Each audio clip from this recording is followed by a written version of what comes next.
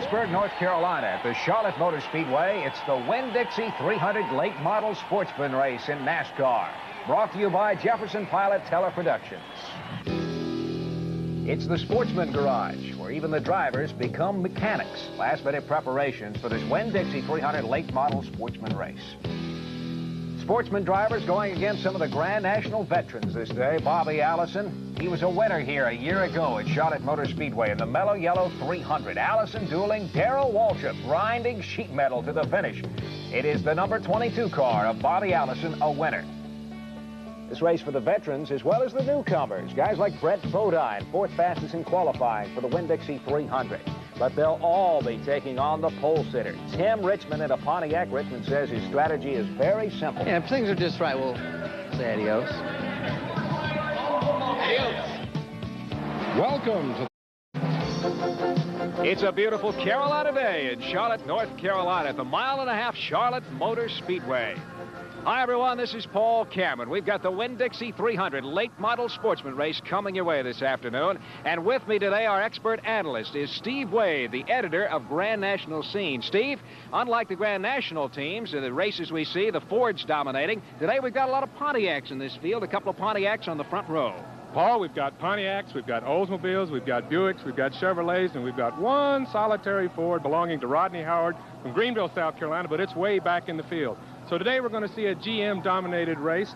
We're going to see a race featuring some Grand National drivers, featuring some of the best sportsman drivers in the country, and some sportsman drivers with not a great deal of experience on the super speedways who are taking a shot at it today, some of them for the first time. One of the great all-time sportsman drivers, Sam Ard, was injured in a crash at Rockingham last fall. He will not be competing today, but Jimmy Hensley will be in his car, but Sam is here at the racetrack. Yes, he is. He's helping out sportsman regular Charlie Luck.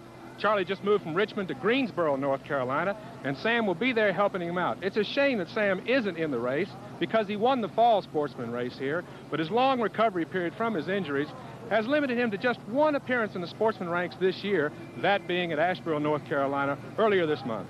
This is always a great race, Saturday at Charlotte, but unusually so today. We've got a huge crowd, and they'll be coming to their feet looking for these sportsman drivers. They certainly will. The sportsman race is traditionally one of the better events at Charlotte Motor Speedway, and I think the fans, whom, by the way, are here in droves, I've never seen a crowd quite like this for this race, are really in for a good show. Huge crowd on a beautiful day. Steve, let's go down to our pit reporters, Bob Heiss and Larry Newber. These guys, the sportsman regulars, they get tougher every race, don't they? They sure do. You know, there are a lot of veterans out there. There's some youngsters that got a lot of enthusiasm and ambition. And, you know, it's a good variety of all kinds of interests and talents and all out there. And it usually makes a good race and a very exciting and a fun race.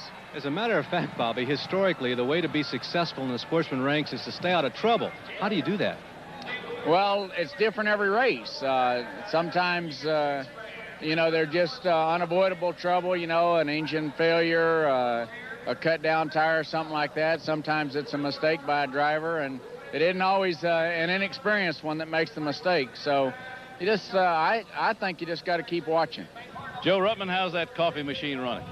Super good, Bob. We're really happy with the sportsman car, and it should be a lot of fun out there, but the car is running extremely good. I think you're one of the men to be contended with here today. Well, I would like to think so, but I would say that the way they have the restrictions on these sportsman cars, that there's really a tremendous amount of cars that's evenly matched, and I think from a fan standpoint, that's good, because you're going to see, I wouldn't be surprised to see 10 cars running bumper to bumper for a good length of time. As the newcomer of all the guys running up front, what are your chances? Well, being realistic, I've got a lot to learn out here. You know, to start this race, I got to fall in line and try to get the hang of traffic and everything. And about the best way I'm going to have a shot at this race, if we can get it narrowed down to me and maybe a couple guys. If it gets down to me and about 6 other guys or more, I'm going to be in trouble, because I just don't have the experience to run in that group of cars. And, you know, I'm just being honest with myself about it. I got to take it easy out there and learn the draft and learn to respect everybody else out there with me. What about this size of a racetrack for you? You've not been on this kind of a racetrack that many times. Is it intimidating? Well, it's not so much intimidating. You got to respect it, I guess, and I do. I know what can happen out here if you should get in trouble, and and that's what I want to stay out of. I want to stay out of a position to get myself in trouble. I just want to run a good, clean race maybe the first half of the race, and maybe try to do some racing the second half. If maybe my car isn't working, we can make some adjustments and get it working. There must be 20 guys that you can look at and say, gee, there may be somebody I have to beat right there. Who are you looking toward? Who do you think you have to beat to be number one? Tim Richmond, Neil Bonnet, Joe Ruttman, the Grand National drivers. They're the ones you got to beat. Race officials have given the call for drivers to strap in their cars. Let's go back down to Larry Newber once again. LD, your best starting position in a long time on one of these races. Optimistic? Yeah, I think we got a good chance to win this race. You know, we've worked hard and we've always run good at Charlotte. And with a little luck today, I think we're being victor circle. When the green flag drops, are you at an advantage or disadvantage on the outside of the front row? Well, not really a disadvantage here. You know, it's the closest way around the bottom. It's a little, well, I guess the pole man's got a little bit of an advantage, you know. And if I can lead the first lap, I will, but I'm not going to take a chance, you know, because I want to finish this race. We're running for the points, but I'm going to run hard. If the car will go up front, I'm going to run all the laps up front. That's L.D. Ottinger with the racquetball goggles as he's getting ready to go. We've got 200 laps in front of us, 300 miles, and a very rich purse. And Steve Wade, that's Ron Bouchard's car. As you take a look at the temperatures, are just beautiful today for racing, 76 degrees. That's going to help. And Bouchard running a V6 engine today. One of the new things in racing is the V6. He's got one of two in the field. The other one belongs to Tommy Riggins. He's a little late on the line. Looks like they had to change an engine here this morning. But this is basically an experimental engine. We'll see how things go. 42 cars in the field. Here's your starting grid. Row 1, Tim Richmond and L.D. Ottinger. Row 2, Brett Bodine and Jimmy Hensley. Row 3, Joe Ruttman and Neil Bonnet. Rick Mast and Dale Jarrett on row 4, followed by Brad Teague and Kenny Burks. Michael McLaughlin and Jody Ridley on row 6. Tommy Houston and the veteran defending champ Bobby Allison on row 7. Larry Pearson from Spartanburg, South Carolina on row 8 with Tommy Ellis from Richmond. Ronnie Silver and Joe Kelly on row 9. Sammy Swindell and Larry Pollard. Jack Ingram and Ron Bouchard.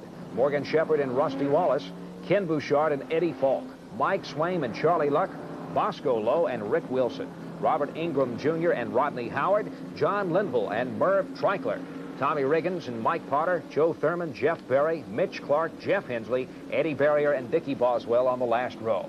Green flag coming up. Welcome back to Charlotte Motor Speedway for the start of this Winn-Dixie 300 late model sportsman race. Darrell Waltrip won the fastest race back in 1979. That was an average speed of 131 miles an hour. The slowest was won by Morgan Shepherd of Conover, North Carolina, 115 miles per hour. That was back in 1981. And instantly, the pole setter, Tim Richmond, goes to the front. Steve Wade. The way things are going, Tim is trying to set that speed record, take it away from Darrell. Looks like he's off to a fine start here. I really didn't expect this, but it looks like now he's got the field covered. Speaking of Darrell Waltrip, is out of his sportsman car. In fact, his buddy, his stablemate from the Grand National Circuit, Neil Bonnet, will be driving the number 15 car today. But L.D. Ottinger and Tim Richmond have set an early pace here. Yes, they have. They've hooked up very well here and broken away from the rest of the field. L.D. said that he had a car he thought could run up front all day. It looks like he's proving it. Good shot there. The speeds of these drivers and many of these sportsman regulars, this is a new experience for them going down the backstretch of Charlotte Motor Speedway at speeds of excess of 150. Certainly is. Most of the drivers in the field today make their living on what they call the bull rings, the short tracks of the southeast. That's the staple of the southern sportsman driver's diet. So this is a new experience for them. We'll see how most of them handle it today. You see the secondary pack there led by Brett Bodine, the young man who qualified fourth fastest for this race. But again, the identically painted car fielded by Harry Hine, the veteran crew chief, number 15 car of Tim Richmond out in front. And there again is Brett Bodine falling back into the fourth position. Oh, we got a problem here. Morgan Shepherd, first one out of the race. This is a tough break for Morgan. He's having a hard time this year. Shepherd has been trying to catch back on a ride in the Grand National Circuit, but he is pretty much a sportsman regular who does very well, and it's sad to see him go out of the race so early. Certainly is. Morgan's real choice is to be in the Grand National ranks, but as you said, he's having trouble finding a ride. He lost the only ride he had this year with Maurice Petty's Ford team when that team went out of business, and he's been searching ever since with no luck. So he's making his living basically now on the sportsman ranks. An unscheduled pit stop early on for the car number 78. That is Mike Potter from the Atlas Paving Oldsmobile. Don't know what the problem is there, but Mike really didn't figure to be a factor in this race. Not 5 laps in. It's a shame to see anybody have to go out of the race. True. Well, they're coming by pretty good here at speed again. I like this effect. This is really nice. That's a beautiful shot. Look at the stands. Boy, we got a beautiful day for racing, and they are out in droves, as you said earlier. Tim Richmond out in the backstretch. Richmond and L.D. Ottinger on lap number 6. What you've got here is a Grand National regular being challenged by a sportsman regular. This is the kind of racing I think a lot of people hope to see here today. I think you just saw L.D. a little loose out in turn 4. Now, turn 4 has been a trouble spot for a couple of years at Charlotte Motor Speedway. Ever since they put an asphalt sealer out there, it has been slick. It has never quite cured up in turn 4. No, they had an asphalt sealer in turns 3 and 4 to started this week, which has been burnt off and hopefully would make track conditions better. Judging from what happened to LD there, I don't know if that's the track or his car, but they're still going to have a problem there today. Battle for 3rd, 4th, and 5th right there. You see Neil Bonnet in car 17, Joe Ruttman in car 7. That ought to be a good battle. But Tim Richmond has really opened the lead on LD. Well, he's not letting anybody battle him for the time being. He is really putting a hurting on the field. But remember, this is early. There's a long way to go, and things can change quickly in any race. Got 200 laps and only 7 gone so far. Well, we've got an unscheduled pit stop coming in. That is Ron Bouchard, a veteran of the Grand National Tour. Ron, a winner at Talladega not too many years ago, but he's got the hood going up. That's bad problems. Bad problems for the V6 engine, evidently, from the way things look. Oh, trouble out in turn 4, spinning across the infield. Car 7, Joe Ruttman. Ruttman digging up and plowing that infield a little bit. And behind him, more smoke and trouble. Car 58, Merv Treichler.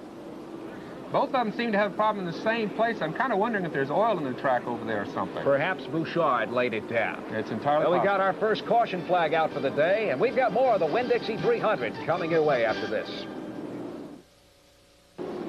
We're back at Charlotte Motor Speedway for the Winn-Dixie 300. 13 laps gone, 200 to run today. No lead changes. One caution flag involving the wreck involving Merv Treichler and also Joe Ruttman. Their crews have got a little work to do on their cars. There's a green flag. Tim Richmond jumps to the lead, and Richmond's Pontiac is breaking out again, Steve. Character of the race so far, absolutely no changes whatsoever as far as the lead is concerned. And in second place, L.D. Ottinger in chase. And that looks like Brad T coming alongside LD there. Oh, what a move. T coming down the backstretch to the inside. Great move by Brad T coming in and out of that the second turn over there and heading into number 3. And back at the start-finish line, there's a black flag out. Now, who's this for? I'm not sure. I wonder if it could be Jody Ridley. I believe it's Jody Ridley for jumping the start. Looked like Jody may have jumped the start a little bit. Neil Bonnet in the number 17 car, now currently in 3rd place. Brad Teague in 2nd place. All the way back in 5th is the number 5 car of Brett Bodine. But it's the number 15 Pontiac of Tim Richmond, who looks like he's blowing the doors and may have them covered. Looks like he's got it so far, but that's an interesting battle back there for 2nd place. It's Brad Teague, the regular sportsman driver, Neil Bonnet, the Grand National regular, going at it. I like that. All right, we've seen some trouble in turn 4. There it is, and there is a black flag out. That's, a little squirrel right there by Brett Bodine. You saw the tire smoke in turn 4, and that's what can happen when you're not used to running these speeds. That's right. He said he had some things to learn. Well, he learned one thing right there, how to get it back under control when you get in a little problem on a super speedway. It's a good job. Did a great job. In fact, the fans out there in turn 4 came to their feet applauding his efforts to keep it right. Put on a good show for him over there. This sportsman race, always a great one, and you're seeing why right now. But Tim Richmond has an uncharacteristic large lead at this point in the race. What is it about that Pontiac? Well, that is a sportsman car geared to perfection by Robert G. of Harrisburg. His shop's, a matter of fact, right across the street. Whoa, we've got another car out of control. Out of control. Number 70, Bosco Low, is broken loose. Now he's in the infield. Seems to have it under control here. Yep, looks like things are in pretty good shape. He's headed back out onto the track. Well, I don't know if that's so wise. Better slow things down. Whoa, we had a little bobble there. Look out! Ooh. Robert Ingram Jr. has and he's on fire. It's Bosco Low on fire coming across the track. He's doing the right thing. He's got to get that car off the track. He's got to get out of the car immediately. Oh, my. Looks like he's doing all right. Looks like he's all right, Paul. He's coming right out of the car in a hurry. There he goes. Flames are licking up at his legs. Ooh. Oh, look at that. That is a scary sight. That is the worst sight at a speedway. Anyone will tell you that. A driver, a mechanic, a fan, the media, that is awful. This is terrible. And it hasn't stopped. No. And fire crews have gotten the dry chemical on the car, but it has not stopped. It doesn't seem to want to go out. They're putting everything on it, but look, you can see the flames out the backside, now on the top. They're just having a heck of a time trying to put that out. Robert Ingram Jr., the car you see who rear-ended Bosco Lowe. Lowe spinning through the grass. Let's look at it again. Yeah, I think we've got a good shot of Lowe breaking loose out in turn 4, and that has been the trouble spot. Well, he's trying to fight it, and then all of a sudden it is gone, and not much you can do at that point, Steve. He was lucky that he did not take a couple of cars out with him right there, but as you can see, he's sideways through the grass. It's very difficult to drive on that grass, they'll tell you that, and it looks like he's got it pointed straight and things are under control. As a matter of fact, looks like he's just trying to head back on the low groove, maybe down on the apron, and then continue around the track. But here's where I think the problem, he hit that asphalt and bobbled and shot right up into the path of Robert Ingram Jr. I don't know that there was a whole lot that Robert Ingram could do about that. Oh, no, he must have, he probably saw that coming from a long way. But once those wheels hooked up on the asphalt, that car just went completely out of it. And there's the fireball. And fans, I got to tell you, that car is still burning. Had to be a ruptured fuel cell. That's the only thing I can think of to create a flame like that. Bosco Lowe looks unhurt. Let's go down to the pits and check in with Bob Heiss. There seemed to be some controversy afterwards. Well, what happened was he was in the grass in the infield and stopped and tried to come back out in the race, in the race territory. And we're just told so many times you don't do that on a speedway, and that's why, because those, like I said, your tires are spinning, you hardly know where your steering wheel is, and when you hit the track, you normally lose it. So I couldn't go. I saw what was going to happen. I tried to go high. He came high, I tried to go low, he came low, and I knew at that point, at 160 mile an hour, you don't have about 2 chances, and that's it. Well, you look like you're in good health, didn't you? Oh, yeah, I'm fine. It is amazing that both those drivers walk away from that wreck unhurt.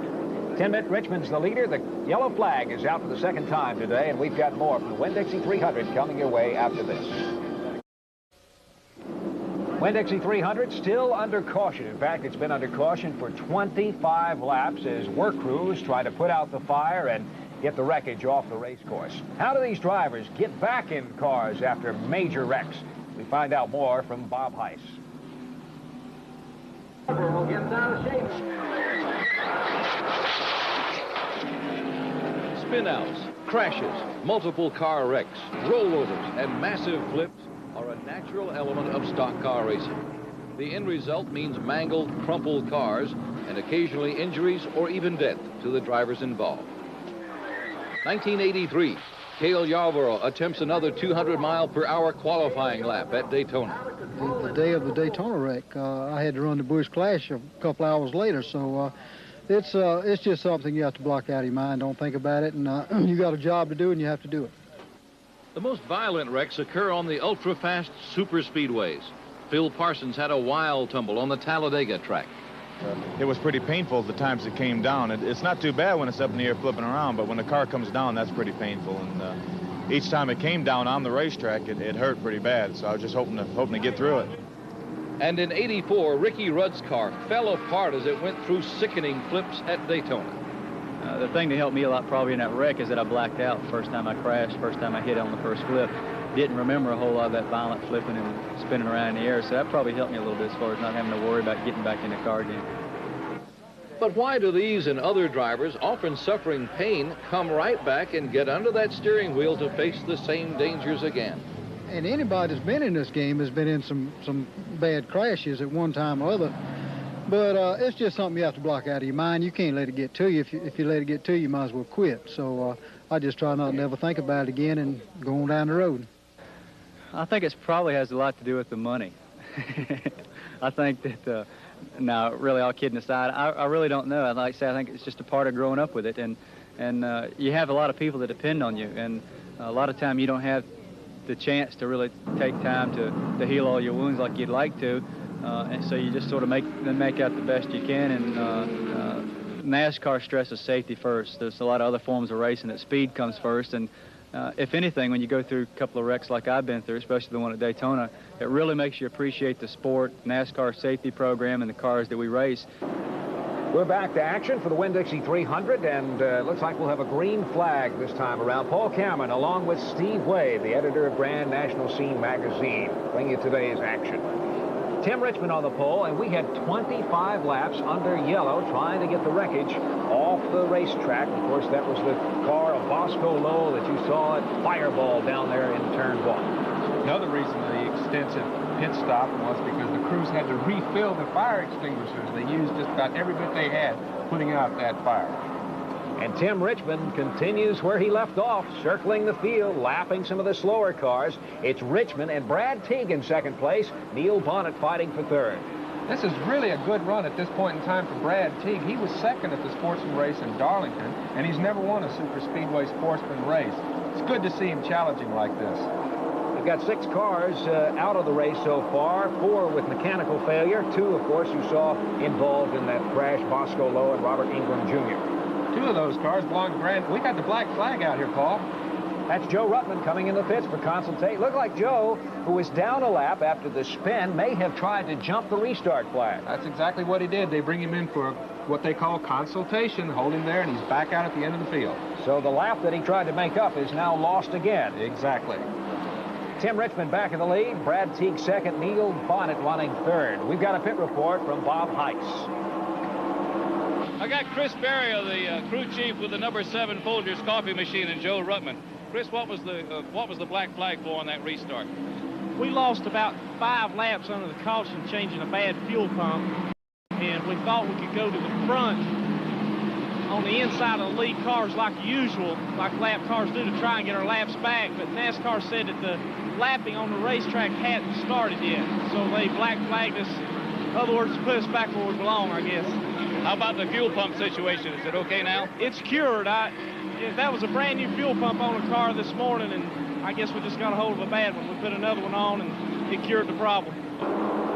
So the official scoring now showing Joe Ruttman 5 laps down. Brad Teague in the chase for second place, and he fends off Neil Bonnet there in turn 2. Looks like Brad Teague and Neil Bonnet are keeping a pretty good pace with Tim Richmond at this point in time. Tim's not pulling away like he was earlier in the race. Could he be trying to rest the motor a little bit? That's possible, but I would think right now, given Tim's driving style, he would probably just as soon stay out front as strong as possible as he could. I have to think Teague and Bonnet are just running a better race right now. Now, this is only a 300-mile race. What's the strategy, you think, for conservation of fuel? Will they try to draft like the Grand National drivers? Well, I'm certain they will. That's part of the game out here, if they can. If you note right here, there's not a lot of close drafting really going on. So if it's possible, they will do it as much as possible. All right, now we've got to hook up 1 and 2. That's Tim Richmond and Brad Teague, and they're pulling away from Neil Bonnet. That's good. You've got a Sportsman regular and Brad Teague going against the Grand National regular and Tim Richmond. You can't stress that too much in a race like this. Back and forth, Brett Bodine, Bobby Allison in 5th. Good battle there.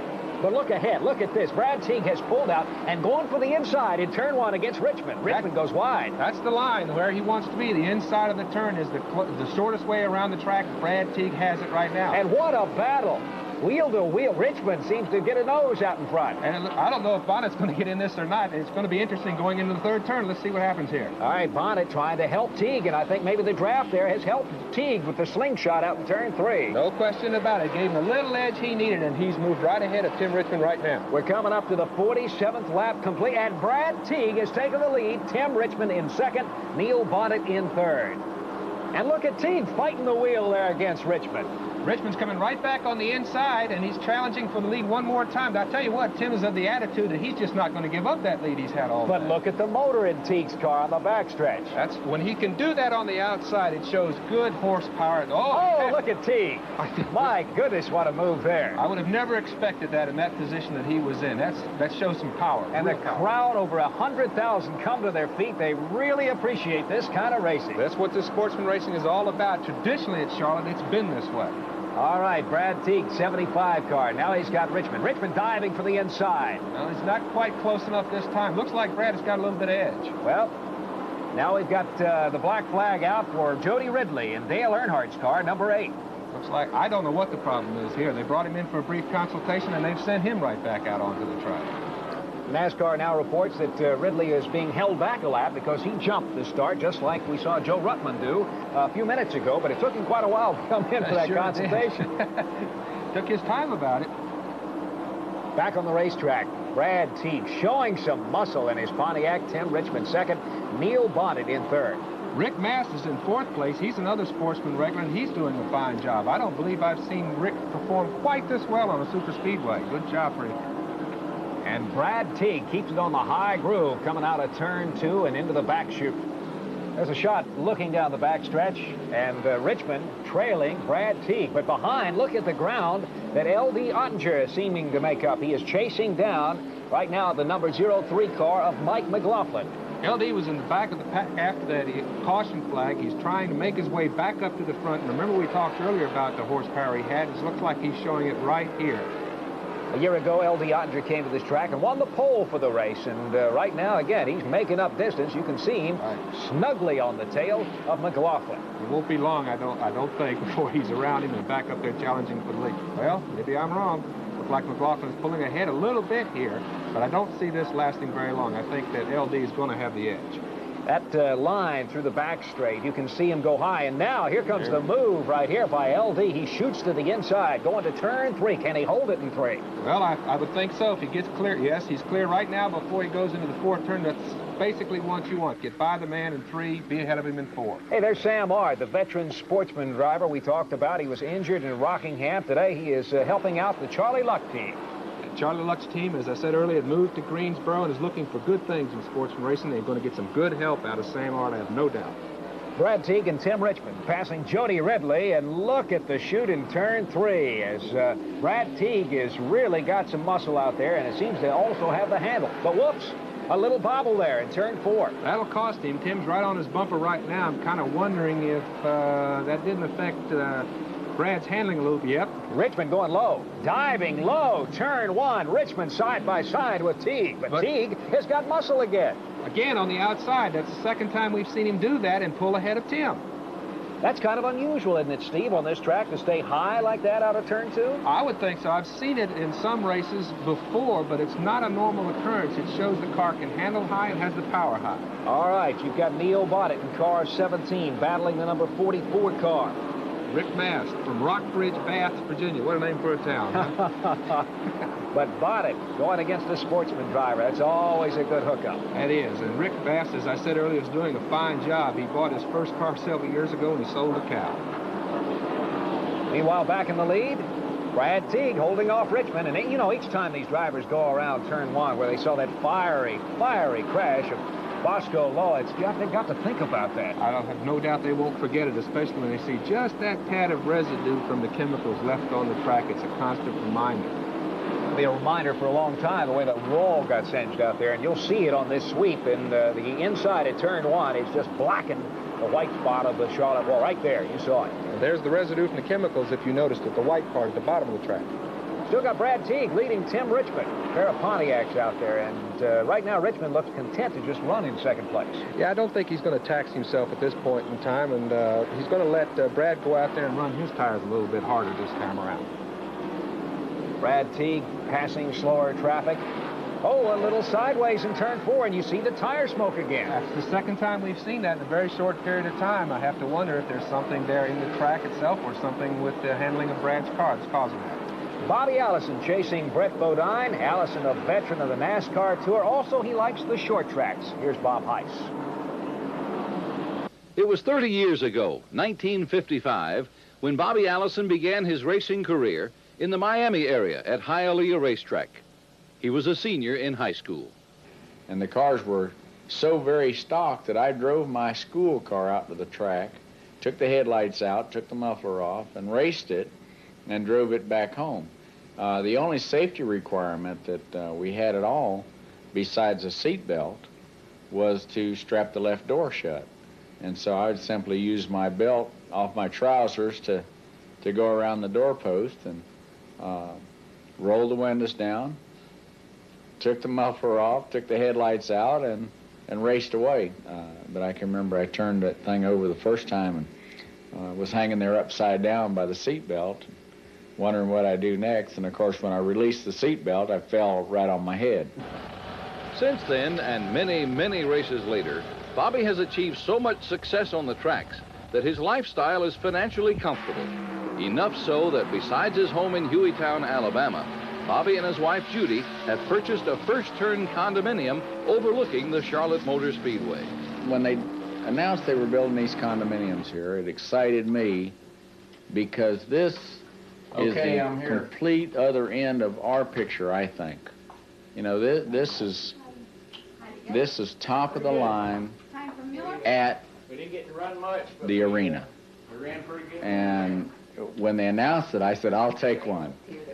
But at any rate, as we saw it come together, it really became the show place and maybe the personal reward of racing that's directly related to racing, but still a little bit different.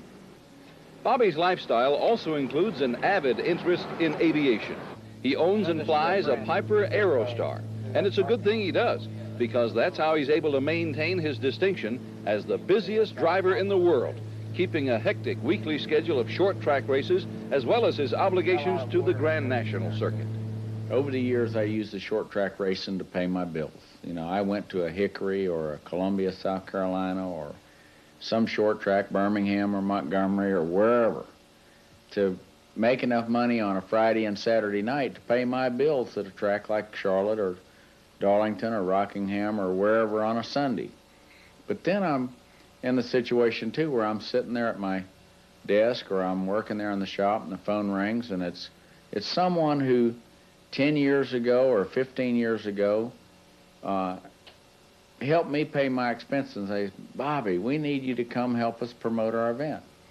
And so I end up adding another event here and another event there. When you come right down to it, racing is Bobby's lifestyle, and it will be for a long time to come. I think that no matter which way it swings, that I'll be around. When the green flag goes down, I'm going to be at the event around racing. Back to action at the Winn-Dixie 300. Brad Teague leading Tim Richmond. You know, Steve Wade, at the 50-lap mark, this race slowed way down the pace. Average speed, 96.8 miles per hour. That's because of two cautions, one lasting 25 laps. Well, that'll do it every time. Oh, there's trouble out of turn 4 again. Two cars spinning in the infield. That's Mitch Clark and Eddie Falk having problems in the same place we've seen the earlier wrecks today. Looks like both of them have got it under control and once again plowing up the infield and just... and you know, Steve, I'm looking at the flagman, and the yellow flag has not come out on this. May not. They're off the track, and they seem to be under control and out of the way, so it's a possibility they'll let the cars run at speed. There's Bobby Allison, car 22, Miller American Buick. Jack Ingram right behind him, the Iron Man from Asheville, North Carolina, has run everywhere they run sportsman races over the last 2 decades. And L.D. Ottinger in chase, so that threesome trailing right now behind the cars of Brad Teague and Tim Richmond. 62 laps complete here at Charlotte Motor Speedway. Bobby Allison on the back straight. Looks like Ingram's trying to get around him on the inside there, but Bobby's having none of it. Allison fends him off. And LD is still sitting in the back there just holding on. It looks like he's probably just waiting his time right now to see when he can make his best move. L.D. Ottinger currently in 6th place. Jack Ingram in 5th. Bobby Allison in 4th.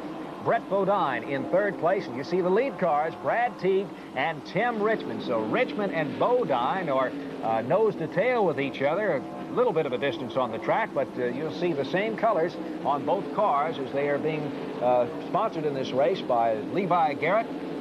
I'm sure that's making Robert G., the man who built those cars, very happy. And Mitch Clark from Charlotte, North Carolina, local driver, looks like he's going to have to retire, at least get that front end back in line after the spin coming through the infield.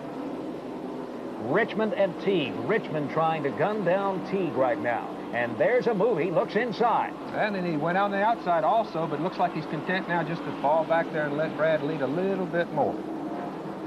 Well, Brad Teague, this is kind of a surprise. I don't think we thought that Teague would be showing so much strength early on in this race. No, and I don't think a lot of people did, but I have to mention that, again, at the Arlington where he ran so well and finished in 2nd place, it was a bit of a surprise there, and he's doing it again here. Maybe before too long, this won't be surprising at all to see him up there. We got to watch this battle because Richmond on the first time looked outside. That time out of turn 2 looked inside. We'll see what happens. But first, let's go down to the pits and check in with Bob Heiss.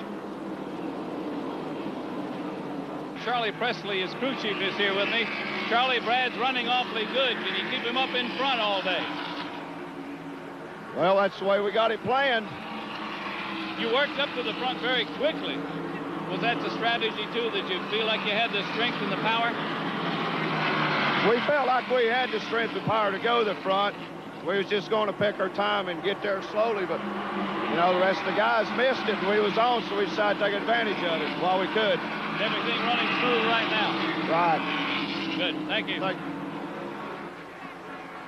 So Brad Teague's got the strength and power to stay in the front, but can he fend off Richmond? Well, we'll have to wait and see. Incidentally, Charlie Presley is the son of veteran sportsman great Bob Presley, and they say that Charlie picked up a wrench when he was old enough to crawl, has done a fine job underneath the hood of these cars, and obviously we're seeing it today.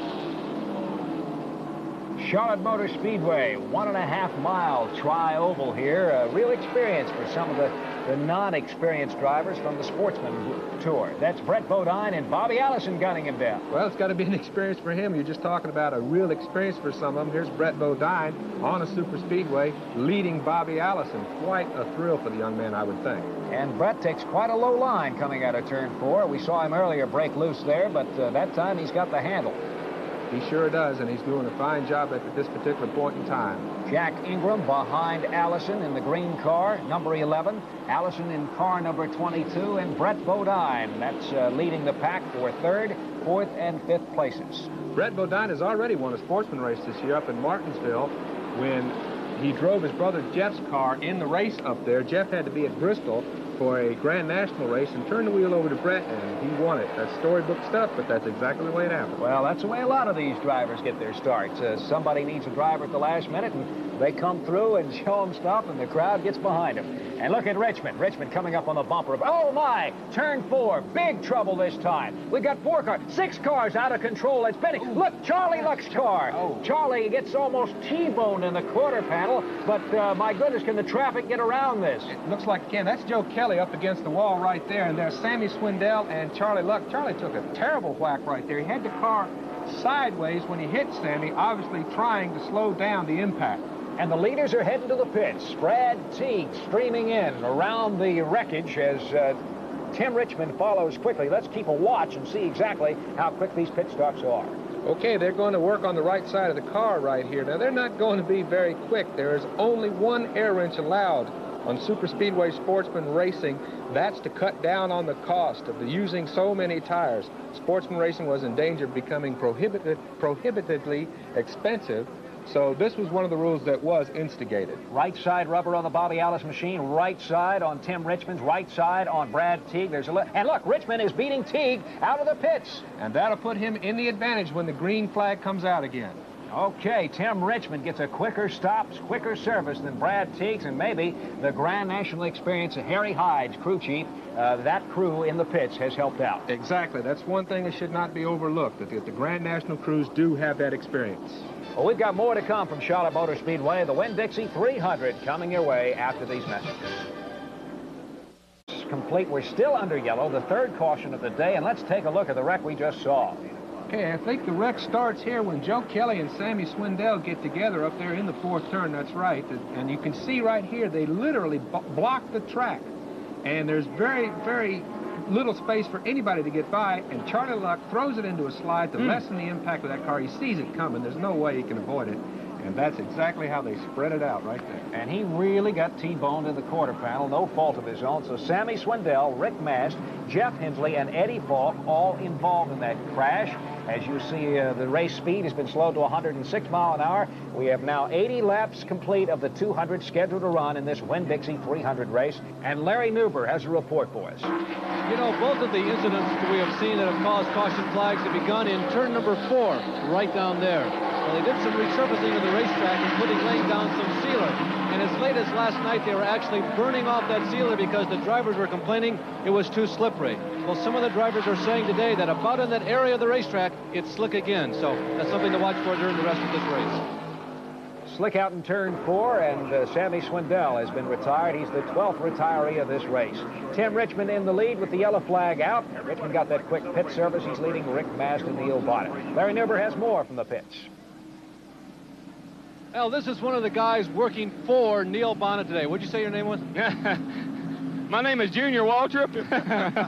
Well, this obviously is Darrell Waltrip. What do you hear on the radio or during that pit stop from Neil? How's it going? It's going good. The car was a little loose, typical Waltrip car, just a little loose. We changed the stagger and put him in some bite, and we should see a little bit better performance now. he's doing a great job with the car. He just was driving it where he was comfortable, and he's fun to work with. How's the view from down here watching your race car speed around the speedway? Well, I've been up on the truck spotting, and I knew it was about time for a stop, so I wanted to come down and just see what the boys were going to do, be sure we all understood what we needed to get done here with the wedge and the stagger. And now I'm going back to the eye in the sky. Well, that's Darrell Waltrip, but that's not just idle chatter. He is very much involved in the setup of every one of the race cars that he drives. Steve Wade, Darrell talked about changing the stagger. That's the tires. Right, exactly what it is. It's the circumference of the tires. They're matched up on either side, the proper circumference tire on each side of the car to give it the best handling capabilities. If it's mixed up, the handling is that much ill-effective. So sometimes a little larger outside, sometimes a little less larger on the inside. Exactly. Restart again, and as he's done on every restart, Tim Richmond jumps to the lead. Now, you see the number 7 car, Joe Ruttman. He is several laps back at this point, even though he is running behind Richmond. Right at this point in time, Rick Mast, who's behind Ruttman, is the second-place runner, but he's losing ground to Richmond, who makes his usual fast start. And Brad Teague is having to work his way back up through the slower traffic after that somewhat slower pit stop. Well, it'll be interesting to see what Brad does here as far as the results of the handling of his car after the pit stop. He got the proper tires and things of that nature. I'd like to see if he can work his way up through the pack. Now, you saw a little what appeared to be smoke out in turn 4. That's not smoke. That's the speedy dry, the dusty chemical that they put down on the track to try to absorb some of the oil as from you saw the accident. Exactly. Well, we've got a pack of slower traffic, and Neil Bonnet is also trying to get through there. He's running up on Brad Teague right now. I think that he's in a position to make a pass, I would say, if he wants to. He's got to be able to work his way to the inside, the best place to pass. But right now, it looks like it's all he can do to stay up with Brad there. Yeah, Brad Teague leading Neil Bonnet. Still in the lead, Tim Richmond. Way in the lead, I might add. But this is a nice little fight going on between these two drivers. Good battle here for third place behind Rick Mast, but Brad Teague still has that horsepower edge. It appears to be the horsepower edge that he has right here. He had it earlier on Tim Richmond. We also heard Darrell Waltrip talk about the wedge that they cranked in the machine, the number 17 machine of Neil Bonnet. That's a little more bite on one side to try to give the car a little bit less push, perhaps. Exactly, stiffen it up a little bit. And it looks like it might have helped it somewhat, but so far Brad is still able to hold him off. And look at Joe Ruttman, who is laps down, running right with Tim Richmond. All of a sudden, he's got the right chassis combination. Sadly, it's a little bit too late at this point in time, but it looks like if he could have found it earlier, I'm sure he would have loved it. Well, if he can make back a lap and a caution flag come out, he might just very well be back in the running. Could be. Tim Richmond at Charlotte Motor Speedway, opening things up in turn 4. Really dominating. I can think of no better situation for a driver. This has got to be paradise for any driver in any sort of race when he has the kind of car that can jump out front like this and stay out there. When you're in that position, really the only thing you're fighting is yourself or some problems with the car that may crop up. But otherwise, perfect day. You couldn't ask for anything better. Well, he's not really fighting Ruttman. In fact, Ruttman is almost a shield between Richmond and the rest of the field right now. There's Brad Teague, who's got a slight advantage now over Neil Bonnet. It's a little bit larger than it was before, so I'd say the combination for Brad right now is still good, still very good. Tim Richmond driving a little bit lighter car than he's used to, the Grand National 3,700-pound machines, but these sportsmen are quite a bit lighter than that. Yes, they weigh 3,350 pounds, and they're powered by 311 cubic inch engines. So they're lighter, and they have smaller engines, and they produce slower speeds, but a lot of people say this combination produces better competition. And in fact, we may see the Grand Nationals go in this direction in the near future. Maybe more equal competition across the board, more cars willing and able to be in the lead lap. Exactly. I think you're seeing it with the many models of cars that are here. We said at the top of the show there was only one Ford in the field, but look at the varying General Motors products that are here. You see that to a certain degree in Grand National racing, but not as prevalent as it is here. You know, Steve Wade, you made the point earlier about the V6 motor. There were only 2 in the field today, but they're more economical on fuel. Sportsman cars, as a rule, are. They get about 110 miles to a tank here. Well, Tim Richmond's in the lead.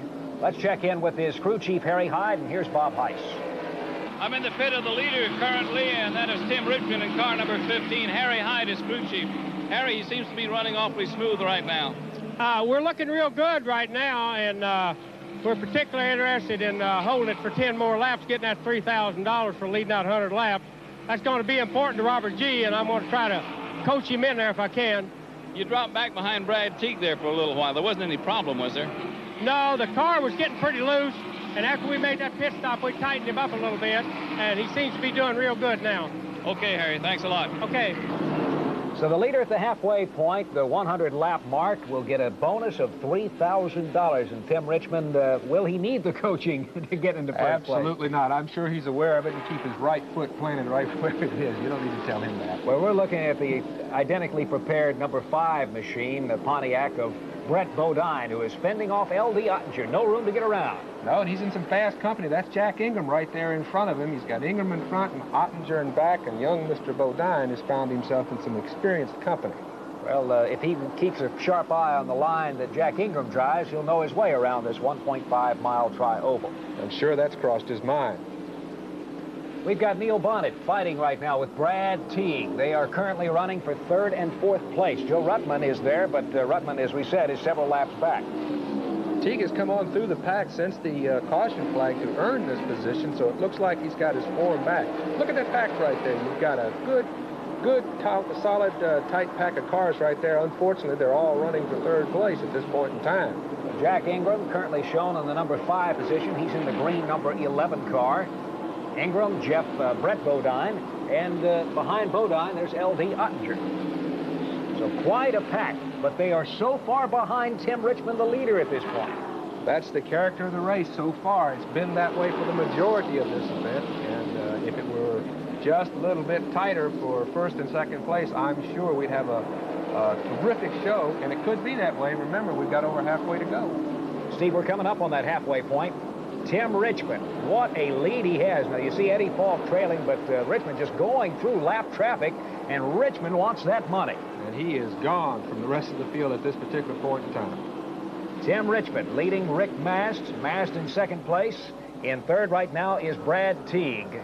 Teague has been passed by Bonnet. Bonnet in 3rd place. Wade Teague has a problem. He is slowed way down. He is gone from that pack completely right now. He's got a definite problem, Paul. Off the pace, Brad Teague. Jack Ingram running 4th position. Oh, he has to have a faulty engine or something of that nature. He's just not even in the race anymore. Okay, so no competition. Brad Teague is falling away. He's blown his motor. Trying to get back into the lead, and that is a shame, as Brad Teague has got to go to the garage and call it a day. Very much a shame, particularly as strong as he was running in the early going of this race. I know he's disappointed. So Tim Richmond, a runaway winner at a halfway point of this race, picks up the $3,000 bonus money. I have to wonder if there's anybody left who can challenge him. Look at that distance. He now has got about a football field, about 100 yards between he and 2nd place. Currently Neil Bonnet in 2nd. And you've got Jack Ingram now in 3rd place, and I believe, yes, that's Brett Bodine and L.G. Ottinger following him. The attrition rate, as you see it, Morgan Shepherd, the first car out. Many have followed his path today.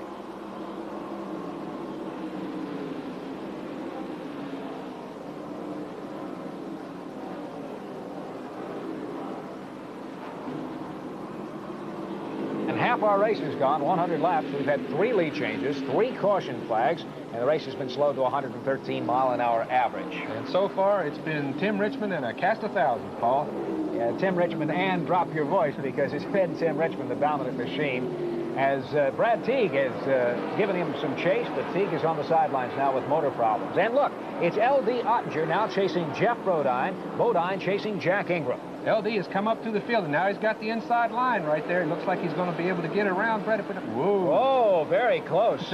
He made it, though. He's around him right where he wants to be. Well, Brett did the smart thing. I think he yielded to the machine taking the low side. Oh, yeah. You don't, at this stage of the race, you don't want to take any chances when someone's making a pass like that. And, Steve Wade, look at the difference between 1st and 2nd place. Tim Richmond absolutely dominating this race. I would have never predicted this in the sportsman race here today. Larry Newber's in the pits. Oh, Brad Teague has been very fast this year, and you were very fast today, Brad. This is a tough way to go out. Yeah, it's a tough way to go out. I hate it all bad. My car was running real good, and I went down the back stretch, and it felt like the motor was going to tighten up, and I just cut the switch off. It's down on oil pressure, but I think we had about the best car today.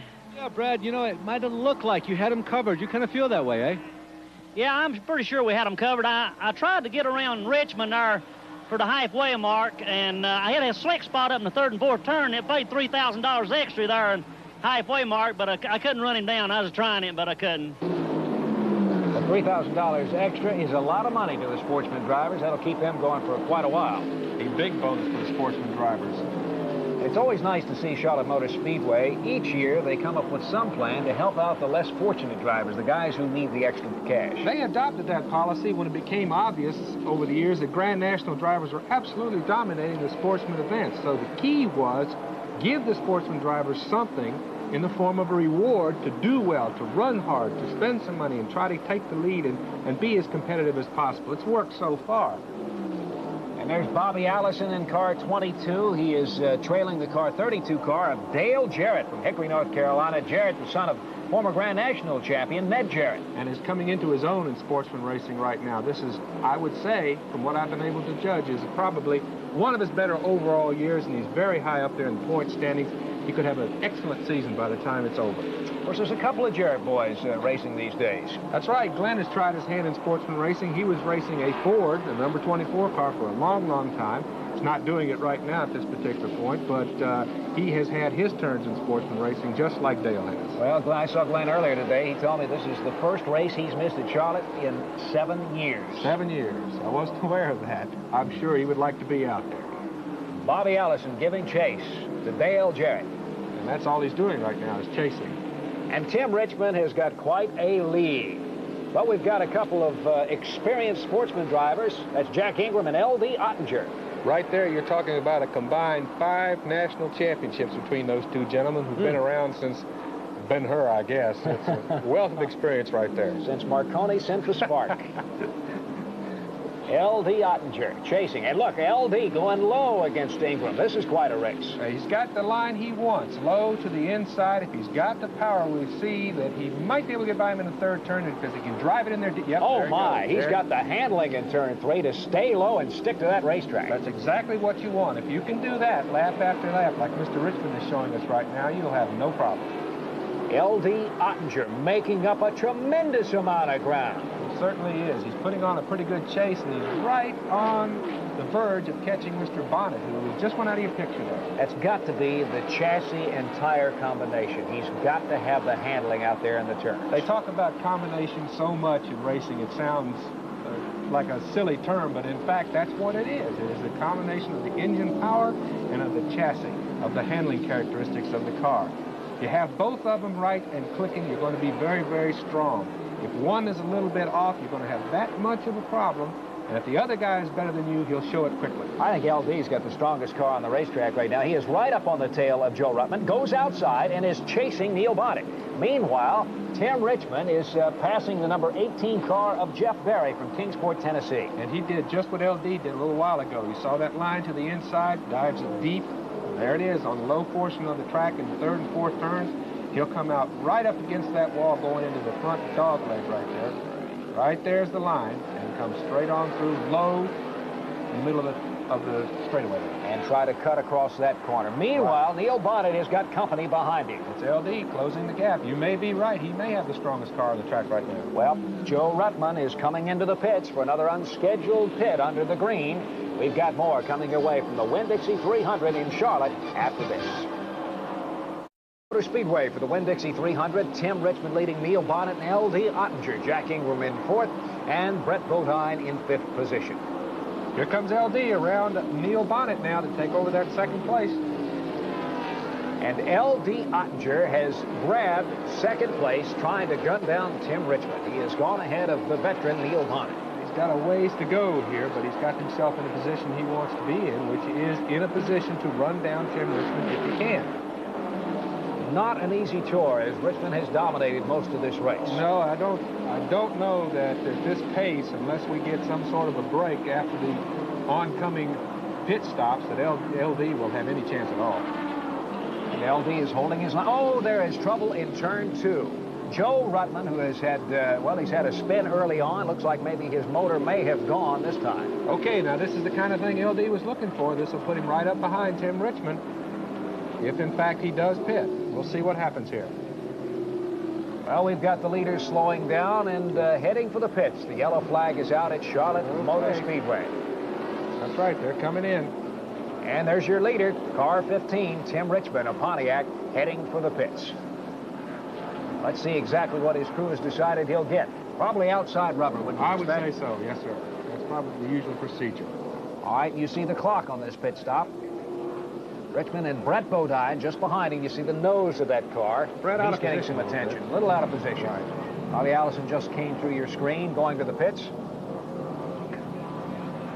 Got him on the jack stand, and that one air wrench rule again slows things down. Exactly, you can see it, and it was not, as I said earlier, the rule was done for the sake of economy, not just to slow everybody down. Richmond going right back out and assuming the lead once again. I'd say he's out front, and the experience of the crew helps, and that's exactly the combination that we were talking about earlier. You've got the car, driver, and crew combination. 117 laps gone in this race. We've got more of the Winn-Dixie 300 after this. Paul Cameron along with Steve Wade, the editor of Grand National Scene magazine. 121 laps to complete, 200 to run. We're over the halfway point, and on the restart, Tim Richmond has the lead, but L.D. Ottinger, on account of the last yellow flag, is now moved up in the field, and he is running in the third position. Let's see what L.D. can do now, because he was running very strong prior to that caution period, and it'll be interesting to see if Tim can pull away as he has throughout the competition. Jack Ingram second, Jimmy Hensley in the 00 car third, or rather that's fourth place, and of course 00 used to belong to Sam Ard, but Ard is crew chiefing on Charlie Luck's car. Charlie is out of luck and out of this race. Jimmy Hensley has not been heard from much today, but he has had an exceptionally good year in the Thomas Brothers car, replacing Sam Ard. He's had 2 victories, one at South Boston and one at Hickory Speedway. Exactly. Done very well for the team this year. Is in the running for the national championship. Tim Richmond hoping to open a lead again. And he's doing it. He's doing exactly that. There's the number 10 car, the red one. L.D. Ottinger running down number 11 of Jack Ingram. All right, that's what he has to do. He got around Bonnet a while earlier before the caution without too much difficulty. Let's see if he can do it again here and put himself in position to run down Richmond. So far, there's been good battles for second place, but no one's been able to challenge Richmond at all. I'm not so sure, Steve, that he's got the handling he did before the last pit stop. I don't know that he does either. I will just have to see. We can tell by the way that he runs with Ingram. If Ingram steadily pulls away, then I'm sure that L.D. doesn't have it the way he would like it. Well, he looked a little loose in the last corner coming around some lap traffic. Tim Richmond in the lead. And Richmond is having no problems whatsoever. Not motor problems, not handling problems, not tire problems. He has got everything in combination working well. There's teammate Brett Bodine still very much in this competition. He's holding off Neil Bonnet right there. And Brett Bodine, Neil Bonnet chasing in some slower traffic, trying to get around Jimmy Hensley. It's like he's trying the outside route now. See if he darts in behind Jimmy and goes to the inside as they come. Whoa! Mike Swaim, car 89. Swaim has spun off the racetrack. Tough break for Mike. He's a newcomer to sportsman racing, but he won the Daytona Dash race earlier this week here at Charlotte and is a past Daytona Dash champion. Now with the yellow flag out, the leaders are coming in. Neil Bonnet will stop. Will he get rubber? Looks like they're going for the inside rubber only. The Winn-Dixie 300 from Charlotte Motor Speedway. We'll be back with more after this. So again in Charlotte, and the 300, another spill out in turn 3. That's the Jack Ingram car, number 11, turning around as he looks like he has hit a slick spot on the track. But Jack's got it under control, brings it to a halt right down there on the apron, and a little meeting there with another fella down there in the third, but he's all right. Getting directions to the closest way back to the garage. All right, here comes the leader. Tim Richmond, Harry Hyde. You see with the sign, he's going to get a quick stop as possible. Going to make the car as adequately handling as possible, get everything set up to go for another long stretch run. Looks like they've had no problems so far, so I wouldn't anticipate any here if everything has worked out well. And you know what? L.D. Ottinger has not come in for the pits. He stayed out on the track. Interesting. I think L.D. might be pleased with the way his car is set up at this point in time and say to himself, hey, why make a change? I don't think we can make it any better. Let's see what happens. 15+ seconds on the pit stop for Richmond. You see 5 lead changes in 135 laps, 6 caution flags. That is a record, and the speed's been slowed to 113.4 miles per hour. Okay, here now we've got L.D. in the lead, and Richmond, who has been storming the field all day, is well back in the pack. He's got a lot of ground to make up here and a lot of good cars in front of him. Some of those cars in front of Bobby Allison, who's leading the 00 car of Jimmy Hensley. But L.D. Ottinger has widened his gap. staying out after the pit stop. The question now is, Steve Wade, will his tires hold up? Will his gas hold up? Does he have enough to go the distance? I think on gas he has enough. We're talking about 65 laps, maybe 97 miles, something like that. So he shouldn't have a problem on gas. Tires are the problem. That's the critical situation right now. Without another caution, he's going to have to run on that same set, and it could prove to be a big difference at the end of the race. That's Richmond moving up a spot. Neil Bonnet tries the inside of Jimmy Hensley. Looks like he's got the position. There's Allison in front of Hensley, so Neil should have plenty of room on the inside, and he does, and Rick Mast goes with it. And the gap is now narrowing. Ottinger's lead is not as great as it once was, and here comes Richmond still making up ground. Tires are an extreme factor at Charlotte Motor Speedway, as they are on any super speedway track. But on a day like this with temperatures just under 80 degrees, that's got to help the tire wear, and certainly the amount of the tires can stick to the track. Exactly. You don't have as much heat. Heat means wear on a tire, and with this weather being, as you say, what it is. Relatively cool. Right. It's not as punishing. Tim Richmond moved up to 6th position. But he's got a long way to go to catch L.D. Ottinger. He's caught Rick Mast, it looks like, on the inside, coming out of the 4th turn right there. He's got the position. And got some help from Brett Bodine, his teammate. You see, they're lined up 1-2. They're low, they've got the handling, and they're going by Mast. Well, I know Robert G. and Harry Hyde are a couple of happy men right now. Those cars are dialed in. Dialed in and fine-tuned at Charlotte Motor Speedway. All right, they've got a line now on the car of Jimmy Hensley. And if things go according to the way their plan is, well, they've caught the pack already. Look at this, Paul. Oh, my, what a freight train down the backstretch at Charlotte. L.D. Ottinger in the lead. Tim is moving to the inside now of Jimmy Hensley.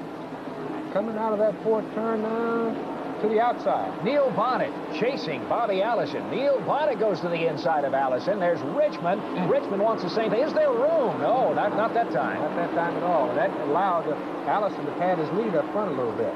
And there's Ottinger. He is, well, he seems to have widened the gap at this point. Well, that'll happen when cars start to dicing behind you and trying for position. Richmond gets Allison. Here comes Brett Bodine. No, Allison shuts the door. Now, Mr.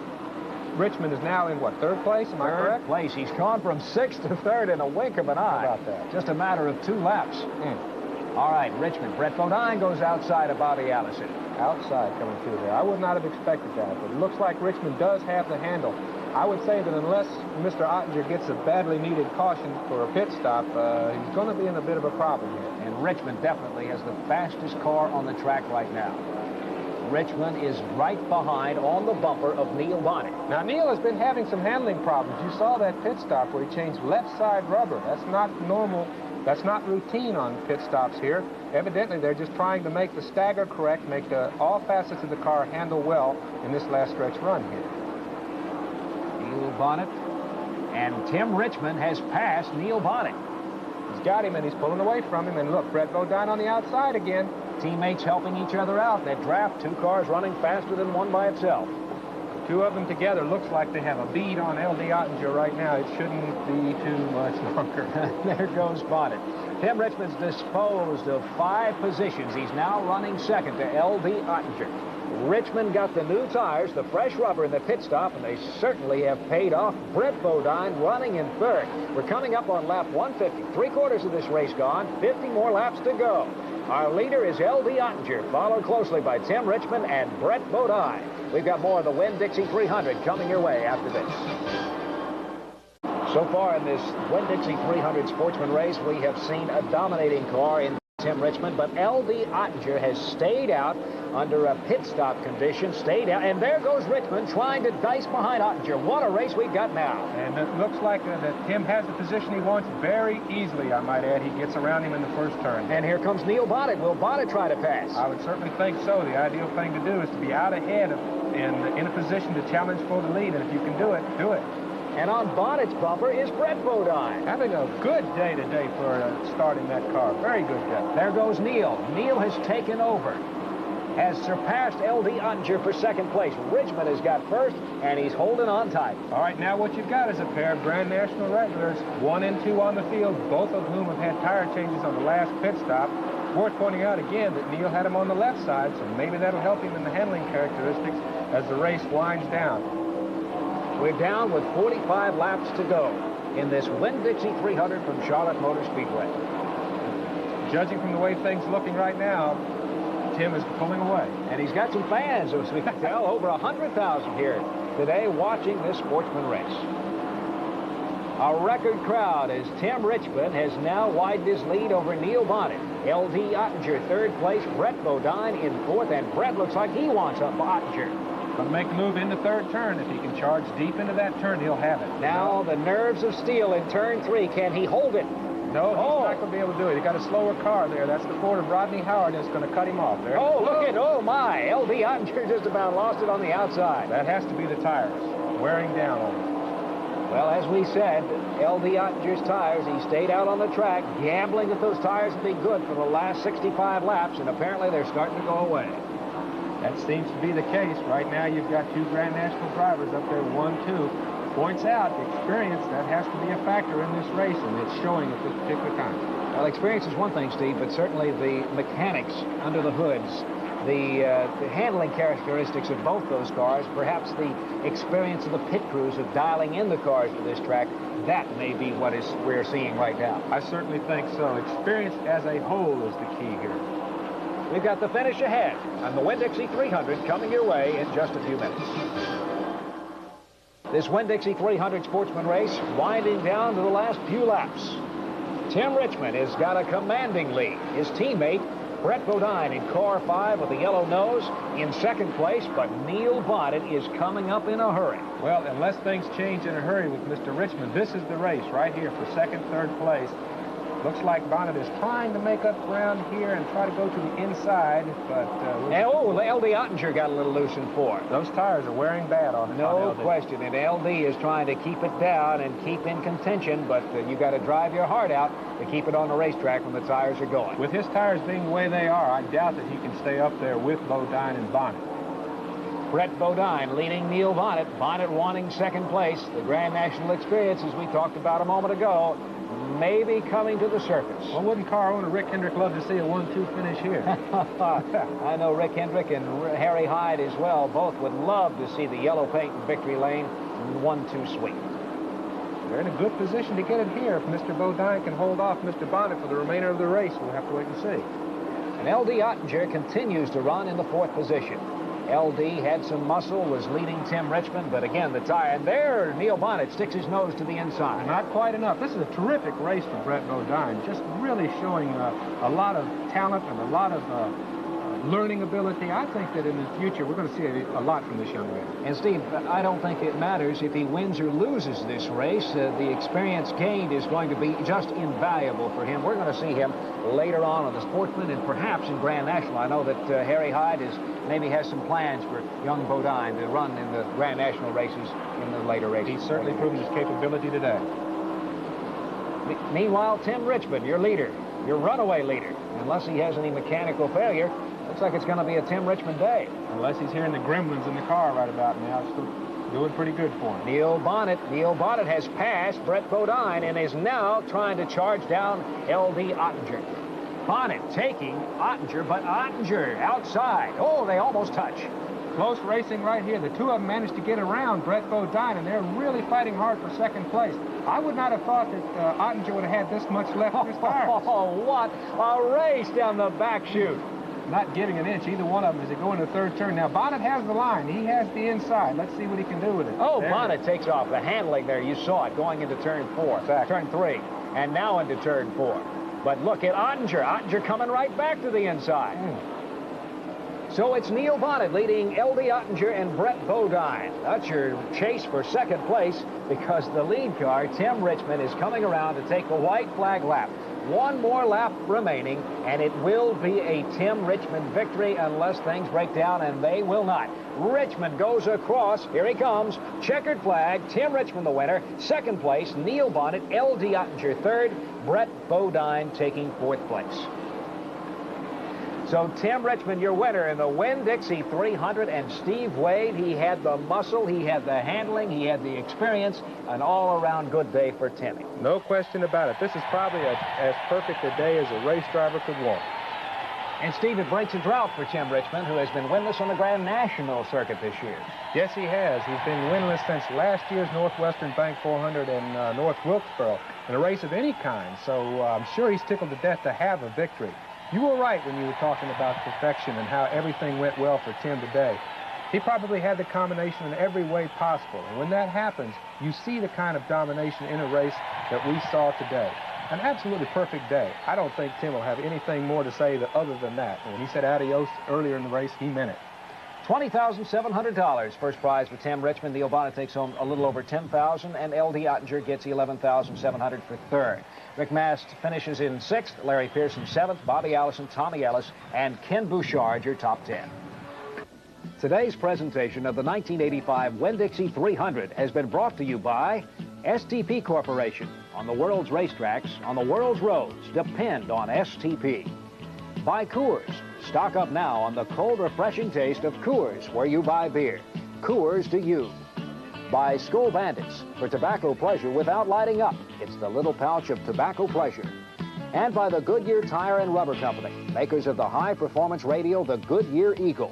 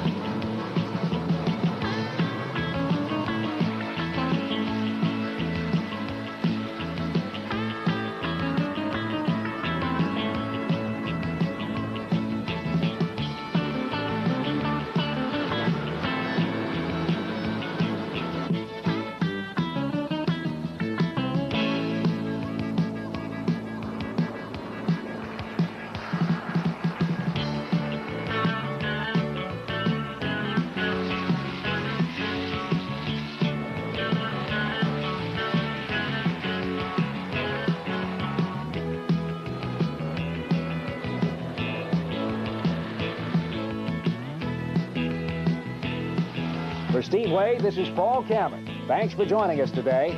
The Winn-Dixie 300, an exclusive presentation of Jefferson Pilot Teleproductions.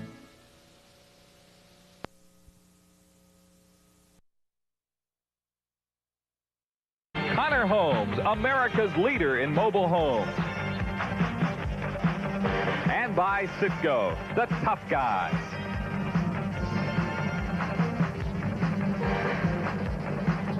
You're looking at one of the showplaces of stock car racing, the Charlotte Motor Speedway.